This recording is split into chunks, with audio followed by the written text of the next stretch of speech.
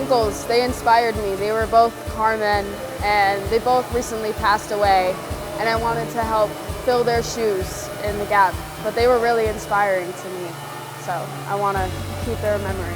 Hands-on learning does definitely help you to understand really what to do, because if you sat me down in a chair, told me what to do with no hands-on learning, I would be lost. But here, we get to make mistakes and we learn from them, and we all help each other, no matter what. I get to fix cars, even if they're not going to be able to run.